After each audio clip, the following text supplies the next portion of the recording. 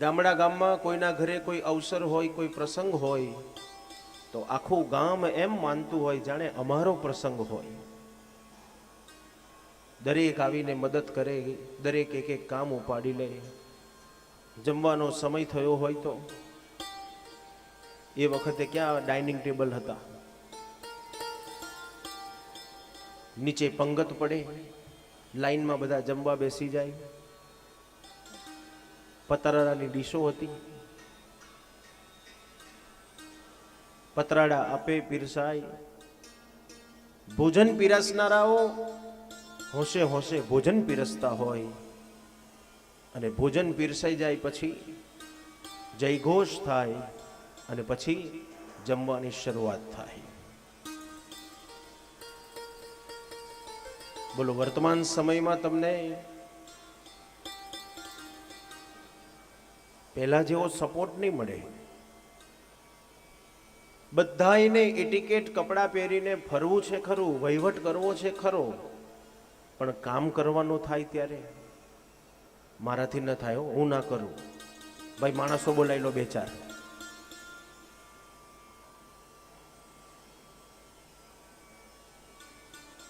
જમાડનારા હજારો છે, જમનારા પણ હજારો છે, પણ પીરસવું કોઈને ગમતું નથી. આજકાલનો બહુ મોટો પ્રશ્ન છે આ, ભાઈ પીરસ છે કોણ? આપણે પછી કેટરસ વાળાને કહી દે, ભાઈ માણસો તુંય લઈને જ આવજે હો, બધું અહીં કોઈ કરવા વાળું છે નહીં.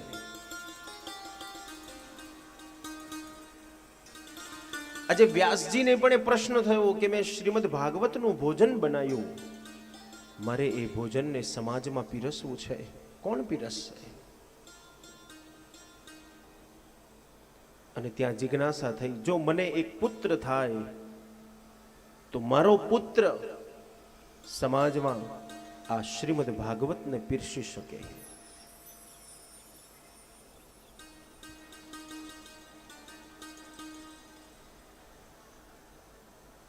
શુદ્ધ પુરાણી વર્ણન કરે નારદ.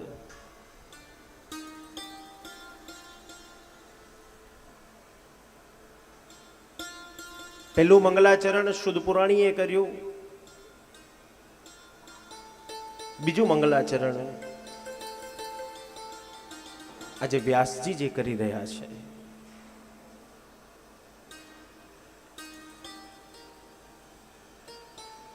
શ્રીમદ ભાગવતના 5 વક્તાઓ ગઈકાલે આપણે જે સાંભળ્યું,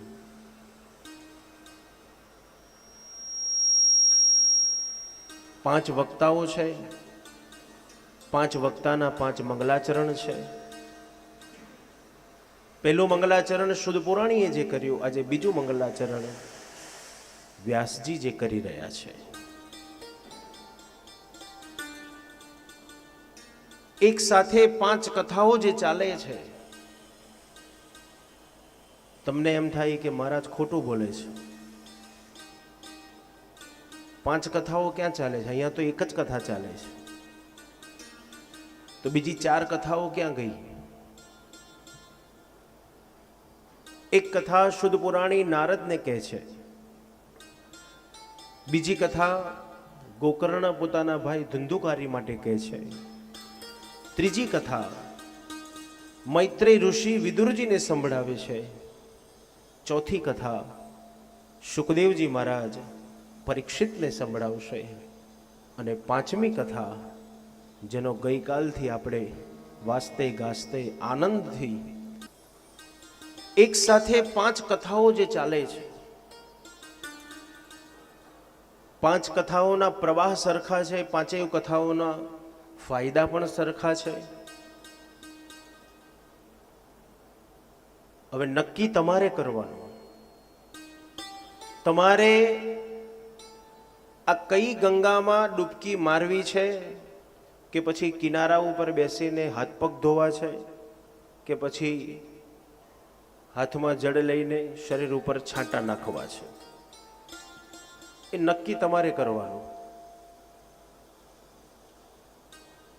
પણ 5નો પ્રવાહ સરખો છે, 5ના ફાયદા પણ સરખા છે.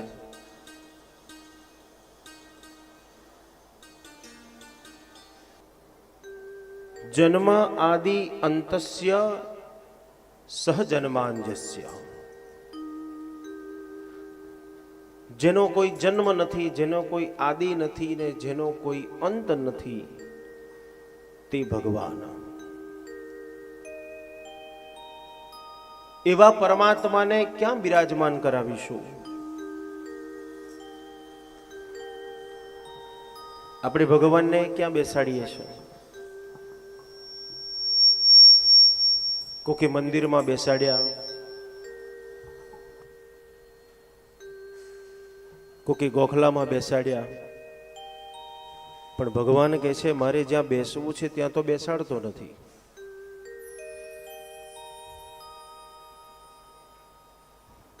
અને બીજે બીજે બેસાડું છું. એ પરમાત્માને ક્યાં બિરાજમાન કરો? તેને બ્રહ્મ હૃદય આદિકવએ મુહ્યંત યત્સૂરય.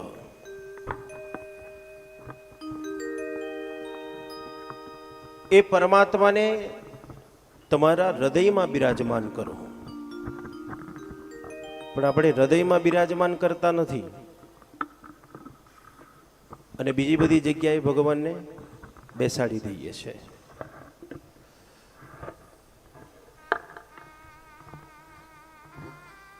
ભગવાનને બેસવું છે, આપણા હૃદયમાં બેસવું છે, પણ એ જગ્યા આપણે ખાલી રાખી છે. ભગવાન બિરાજે છે ક્યાં? દરેકના હૃદયમાં બિરાજે છે. તેથી ગીતામાં પણ ભગવાન બોલ્યા છે, હૃદય અર્જુન તિષ્ઠતિ,